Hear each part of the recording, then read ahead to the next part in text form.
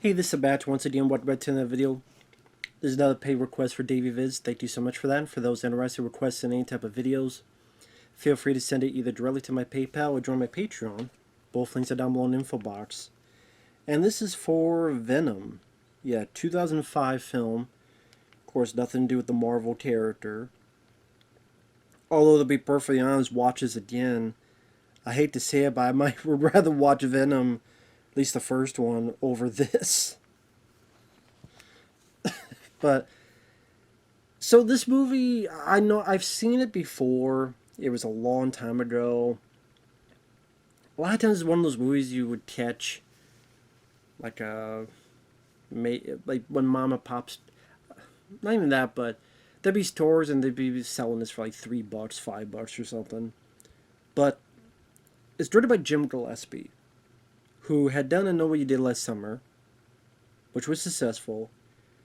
Then he did ICU with Sylvester Stallone, Tom Berenger, Robert Patrick, which I really enjoy. It has some flaws with the editing, but I do enjoy that film quite a bit. But the film had a production nightmare. It got pushed back. The studio didn't believe in it anymore. It was supposed to be released like in '99 or something, and then it wasn't released for years until it was just dumped straight to video by I forget what company, Lionsgate or something. I forget which. It just got dumped because it was Universal, but again, they thought we're not going to put this in theaters. We don't see any. And that's the thing. Like you're directing a film with Sylvester Stallone and Tom Berenger and Robert Patrick, and like you look at the cast and that Chris Christopherson, and this is your follow up to I Know What You Did Last Summer, and you screwed the pooch so much that now this is going straight to video. The fact you got to work again was surprising. But again, I like ICU. It's my favorite of the director's work. And I guess this film came about because there was going to be a video game called Backwater. So it was always based on oh, you're like, what video game? Oh, the one that doesn't exist. Because yeah, they were making it, and then the game never got done. So when the film came out, it had nothing to join it with. So they kind of jumped the gun, so to speak. It's based on a video game that you don't know because it didn't fucking get finished and it didn't ever exist. But I guess Jim Gillespie liked the idea, and then he got in contact with Kevin Williamson, who came on as, I guess, a producer. He probably had a few hands on the script, but he was linked as producer at one point to do this Louisiana slasher film, voodoo supernatural film that they thought was going to be a franchise. Obviously, that failed. The setup is you have this lady, Agnes Bruckner, who wants to leave this podunk Louisiana town. Her boyfriend or ex-boyfriend is a guy named Jonathan Jackson, who I remember he was in that Stephen King adaptation, Riding the Bullet. He's been in a few other stuff. So I have a little bit of lovey-dovey tiff there going on. Will he get her to stay? Will she be able to escape this podunk place? Meanwhile, you have these other friends they got. You have the teen baby-voiced crook, as someone calls your crook with a nice rack, who flashes this tow truck driver, and it's just a stinky bitch. The tow truck driver is the father of one of their friends, and seems like a decent guy. Like, he's got a roughness to him, but he still seems like a decent guy. Like, he doesn't go up and try to hurt them or threaten them. He just he just, like, shakes his head and goes off. When our two leads are kind of on a bridge or whatever, he haunts them, says, hey, asks the lady if she's okay, then tells her, hey, you shouldn't be parked in here. Which is true, because accidents will happen. And lo and behold, coming the other way is this voodoo woman who's not paying the fuck attention, swerves her car, It's now toppling over the bridge. And again, the tow truck driver, I like the fact, that's one thing I do like. One of the few things is they didn't make the tow truck driver just a two-dimensional evil from the get-go redneck asshole. It's, oh, he's a decent guy. He actually tries to help and actually gets the woman to safety, at least for a bit. And then she's begging, oh, please, there's something in the back seat you need to get. I would have said, fuck you, lady. I'm not, I'll save you, but I'm not saving your suitcase. So I don't know why he went back for the suitcase. I guess he's just that nice of a guy. But in the suitcase is a bunch of snakes which look really poor CGI. And they start biting him. And the car topples to the water down below. Topples off the bridge. The CGI snakes keep biting him. He dies down there. And apparently these snakes housed these evil spirits. And the voodoo woman, even though she was rescued, she dies pretty quickly. And her, I think, granddaughter, named Cece, she's there to give exposition as to what her grandma was doing. These states had these bad spirits. They're now in this guy, and they're using his body as a vessel. I just get the idea that he died, but now his body's being used. These evil spirits are possessing him. And then pretty much the guy starts killing people one by one. Slasher film style. Now, number one, you're not going to see a whole lot of gore because Jim Gillespie is not a gore guy. Even if you watch, I know he did last summer, or ICU. I said one of the few things I wish ICU had was gore. I think that would have made some of the scenes a bit more impactful. But Jim Gillespie doesn't like that shit. He never did. You could tell from this. Which would not save the film, but would have been nice. Now, I'm not going to say there's none. For example, there's a bit where a guy gets his arm ripped off. But you see enough of it, it doesn't stay on there for long periods of time. But it's one of those scenes that you watch, you go, okay, I don't mind the look of the film. The director's trying to decently capture the atmosphere, foggy aesthetic of the Louisiana swamp location. So the lighting, again, the aesthetic is not that bad. Agnes Bruckner, I think she does what she can with the lead role, with what little, and I mean little, she has to work with. Once in a while there's a decent little set piece. Like there's a bit where they're trapped in a house, and the bad guy, tied a piece of the house to his tow truck, drives, and it takes a piece of the house. And it's all done practically. And some of the kids are actually caught on the piece and being dragged away. But those little pieces don't really make up for a very ho-hum hokum that this film ends up being. And it's one of those things that you look at and you go, this is not the makings of a franchise. I don't know why they thought that was the case. Bad CGI snakes that have voodoo hokum that will bite you and possess you. And a good chunk of this is a zombie tow truck driver. Like, a zombie tow truck driver doesn't really give the look of an iconic villain that's going to spawn sequels. It's really not. Either you need a really unique mask, or it's got some really crazy gore accoutrements behind it, or some really unique aspect of the plot that makes it seem much more clever, or much more outside of the norm. Or you need a really good actor like Tony Todd to really give a performance, and Robert Englund as Freddy Krueger. This didn't really have any of that. As a villain, when it's possessed, when it's a zombie, it's just a zombie. It just doesn't talk. Uses chains as if it's fucking Scorpion. But it's one of those things that it comes off as kind of at best mediocre. To spoilers, pretty much after the tow truck driver dies, Method Man's in the film as a deputy. But don't worry, he doesn't last too long because he's trying to look into something and then he gets killed by a crowbar to the neck and to pretty much the gut. But then you don't see a lot of blood. It's pretty much like sound effects and it cuts away before the impact. But he's trying to sell you that there's impact. Kind of like some of I Know You Did Last Summer stuff did. There's a scene in a garage where one person's killed off screen, the other's killed with, I forget what it is. It's a sand scraper. I forget what it, or a vacuum hose thing. Maybe I think it was vacuum hose.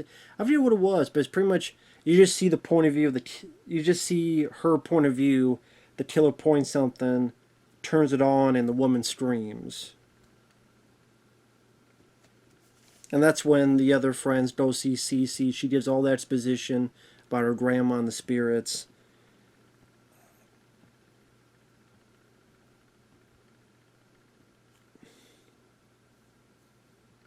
The zombie tow truck driver comes by and starts doing some shit. Again, grabs a guy. You see enough that he rips an arm off. The kid that plays his son wraps chains around him, pulls him out of the window, and the kid sees his dad, but the flip side, there is no recognition, so he wounds and cuts the shit out of the guy. I think the guy's name was Sean. The few folks left able to bring Sean in. He dies of his wounds. Cece gets the idea to turn Sean into a bit voodoo doll. To then, because, blood, you're the son, that's the father, use your blood. Turn into a voodoo doll where pretty much it's just when the tow truck man pulls the piece of the house, some bits fall and they fall on Cece, another girl, and she just keeps stabbing this lady, which hurts, fucking hurts the zombie man. But I'm sitting there going, oh, did you reach to the blade? Why don't you reach to the eyes? Like, you reach to the blade, why don't you reach, like, you're trapped. You're doing the blades here. Go over here and get the eyes. Or there's another girl there, say, hit the voodoo doll in the eyes. I know it's your friend Sean, but you're gonna be dead. And you're already stabbing the shit out of the blades, and the person's dead. Stab the shit out of the eyes. Maybe he won't be able to see you. Or in the neck, or the chest, or the heart, or the gut. Not just delayed 85 times. Even when he gets closer and even crawling, she still just keeps stabbing the blades. You have a whole other half of a body to use, lady. Instead, she gets killed. And then there were 3... They get into a little bit of a car chase. Tow truck driver drives the one girl. They're trying to pull her back. They go where there's a fork in the road. She gets hit. She gets impaled. You see a little bit, but nothing too... You don't see any grisly details. And that's the thing. You got Kevin Williamson involved, but I guess as producer, because the script... There's nothing witty, there's nothing funny, there's nothing clever about the script. Or the dialogue, I should say. The dialogue's very dull. The acting is kind of meh. Like, Jonathan Jackson is kind of meh. Agnes Bruckner, she did what she could. Pretty much, the piece of the house being pulled off, and this bit at the end, or near the end, where you have your 2 main leads left, and the killer will dive into the Louisiana swamp. And it's kind of this thing of you don't know where he's coming. It's kind of deadly game of hide and seek, which I think could have been amped up even more. But I don't think this director is really that great of a director. I Know He Did Last Summer, I think is okay. ICU I like more for the cast, the music, the environment. Not so much because of the direction. Same with this. Like I said, the director, I think he hires some people like the art design or the cinematographers that help him a lot. But I don't think he's much of a director. And there's not much of a script because the characters are pretty threadbare and thin. And then you don't have like massive gore and such, so it's a neat idea to have a hide and seek where a killer could be in the Louisiana swamp area and they don't have to worry about breathing, so they could go anywhere, but you can't see because it's so dirty and mucky in the Louisiana swamp, so you can't see what's below you, so you don't know how close he is. I think if you have maybe some aerial shots where they're running or they turn and then we see that he popped up behind them, then goes back down, and oh shit, we know where he's at. He's closer than they realize. Maybe a bit more of that type of stuff. I think you could have built that for suspense a lot more than it did. And then you get to the finale. Spoilers. The big spoiler at the finale. Where she hides out in this crypt. The killer found her boyfriend, dumped his body next to her, but he's alive. He knows that the killer's going to get her, so he makes a noise as a distraction. The killer stabs and finishes the job, so, self-sacrifice. He did the right thing to save her. She got this thing from CC, some voodoo power of her own, some voodoo mojo hokum, where she traps herself, but then she tried to get some to kneel down. She gets away while the stakes are coming out. She's closing the crypt. She tries to make it out. And I heard that this had reshoots. I would bet this is a reshoot. It probably did end in that crypt and people thought, oh, that's it. So they want a bit of a bigger ending. So the killer then tries to kill her by his tow truck. She escapes. With at least another, she takes the truck, hits him with the truck, and as she hits him, like, the bottom half of his body explodes. Like, his body, like, kind of explodes. And what's left is, like, a head and torso. She walks off to safety, and then you realize there's states, the states are still alive for the sequel that never happened. Not even direct-to-video sequels. So yeah, it's one of those things where you tell it just wanted to be a franchise. It tried to make a new horror character. I can appreciate that. Instead of seeing Texas Chainsaw Massacre Part 8 or Halloween Part 13, I can appreciate that. And sometimes you gotta fail. And this was a failure. Sometimes you get winners like Behind the Mask, the Rise of Lizzie Vernon. At least in my opinion, it's a winner. Among other stuff, and sometimes you get losers like this. It is what it is. Again, I just don't think that the story people were really... A lot of people weren't really that gung-ho about. And again, you don't really give them much of the visceral reward of gore. You don't give them much in terms of characters or dialogue that really that memorable. And it just comes off as, again, at best, mediocre. I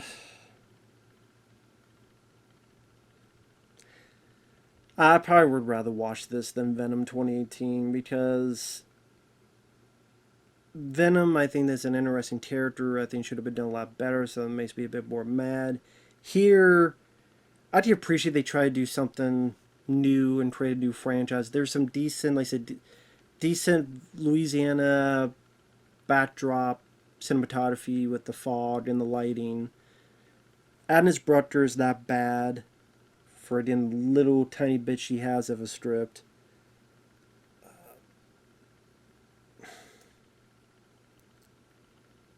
But yeah, I think maybe if you had someone other than Jim Gillespie, maybe that could have helped too. Or again, at the end of the day, yeah, you talk about the states and shit, but for the most part, he's still a tow truck driver looking zombie. That's not going to really let like the Flames in terms of iconic stature and sequels and franchises. But that's just me. With that said, thanks for watching. Take care. We'll see you guys later.